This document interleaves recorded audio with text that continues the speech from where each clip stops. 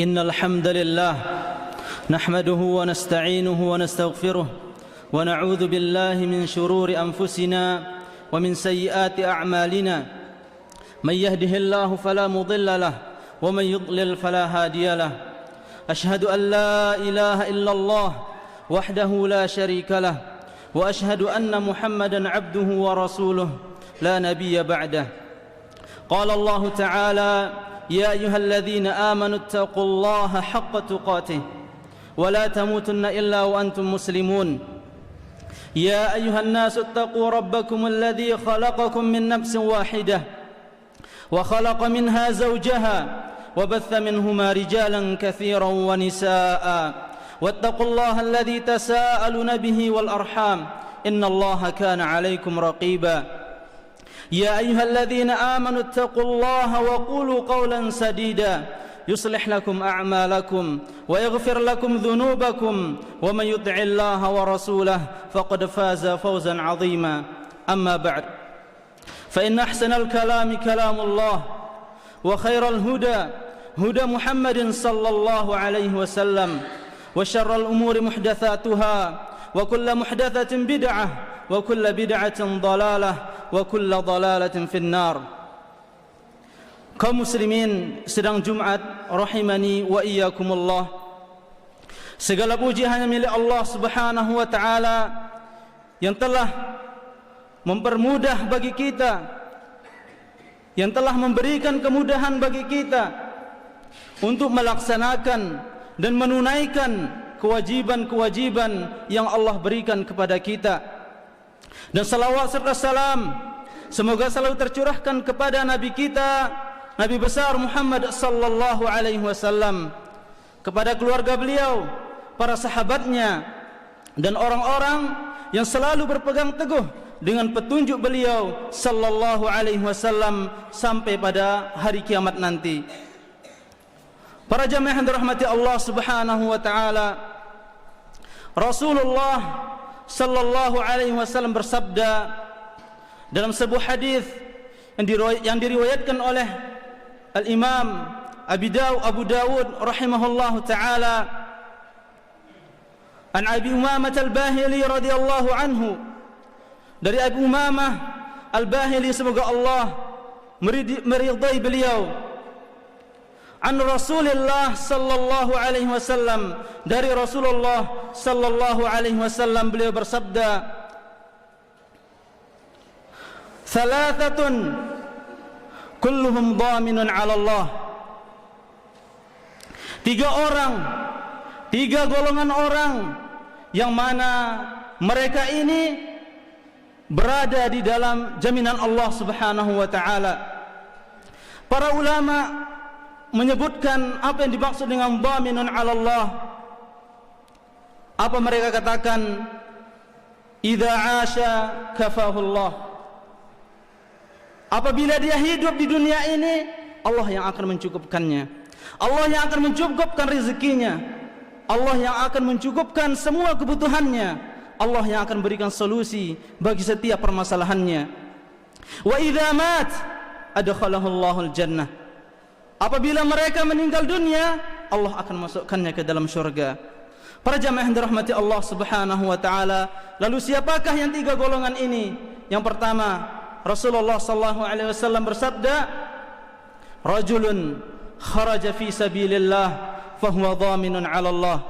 Seseorang yang keluar di jalan Allah, berjuang untuk membela agama Allah agar kalimat Allah yang paling tinggi, mereka itu berada di dalam jaminan Allah Subhanahu wa taala.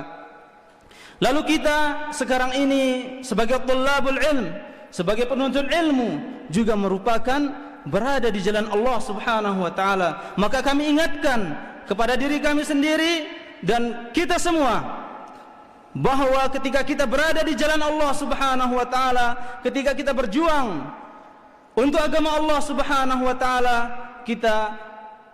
niat kita perhatikan tujuan kita, berjuang agar kalimat Allah lah yang akan menjadi yang paling tinggi.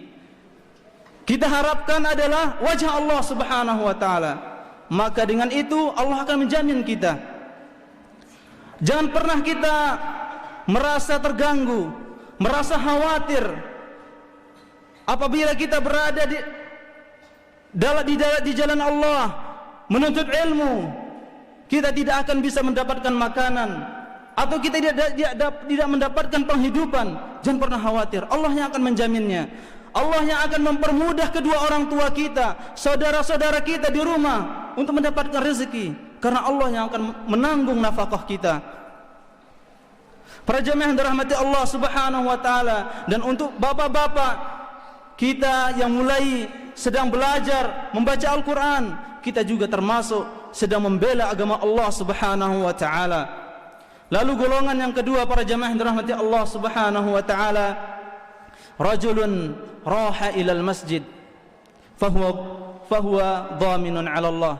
Seseorang yang keluar dari rumahnya menuju rumah-rumah Allah, menuju masjid, untuk apa? Untuk beribadah kepada Allah, untuk menghambakan diri dan bersujud di bawah pangkuan Allah Subhanahu wa taala, dan tanpa menginginkan apapun. Yang dia inginkan adalah keridhaan Allah, wajah Allah, mendapatkan keutamaan dan pahala dari Allah Subhanahu wa taala. Mereka yang dijamin oleh Allah Subhanahu wa taala. Sebagaimana yang kita sebutkan tadi, apa yang dijamin oleh Allah Subhanahu wa taala? Allah akan jamin rezekinya, Allah akan cukupkan kebutuhannya, dan ketika dia meninggal dunia, Allah akan masukkannya ke dalam syurga. Lalu golongan yang ketiga, para jamaah yang dirahmati Allah Subhanahu wa taala, golongan yang dijamin oleh Allah Subhanahu wa taala adalah man ata ila baitih fasallam fahuwa dhaminun 'ala Allah. Barang siapa yang datang ke rumahnya kemudian dia mengucapkan salam, maka dia berada di dalam jaminan Allah Subhanahu wa taala. Allah akan cukupkan kebutuhannya, Allah akan jamin kehidupan dia di dunia dan di akhirat. Pekerjaan yang sangat ringan, tapi Allah berikan ganjaran yang sangat agung, ganjaran yang sangat besar. Maka sangat seyogianya kita sebagai orang beriman kepada Allah Subhanahu wa taala untuk melaksanakan atau mengamalkan amalan ini. Kita pulang ke rumah, kita ajarkan anak-anak kita biasakan anak-anak kita untuk mengucapkan salam, Assalamualaikum, sehingga keluarga kita, anak kita, istri kita dan saudara-saudara kita juga dijamin oleh Allah Subhanahu wa taala kehidupan dunia dan di akhiratnya. Allah jamin kebahagiaan dia di dunia dan di akhirat. Aqulu ma tasma'un wa astaghfirullah li wa lakum innahu huwal ghafurur rahim.